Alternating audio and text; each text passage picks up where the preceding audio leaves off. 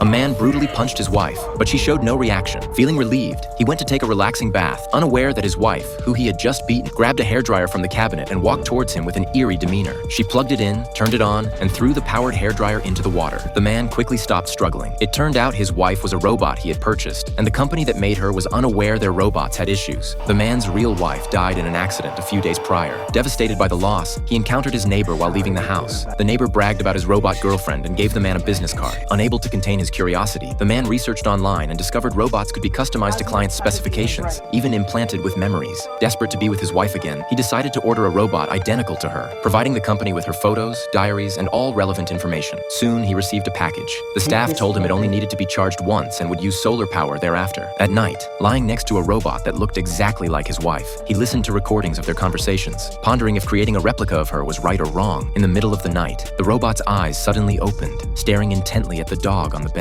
The next day, while walking the dog, the man ran into a friend who shared his experience of buying a robot but always feeling uneasy about it. The friend warned him to be careful. In the early morning, the man woke up startled to find the robot missing. He found her standing with her back to him. He called out his wife's name, and she turned around, addressing him before turning back and asking where they were. He said they were at home. Hearing the dog bark, the robot asked what it was. The man replied it was the dog they raised together. Clearly, the robot did not possess all of his wife's memories. She turned around, thanked him. Her eyes opened unnaturally wide, looking extremely eerie. However, after work, the robot acted like a good wife, preparing dinner for him. At this point, the man was unaware that the robot had begun to develop its own consciousness.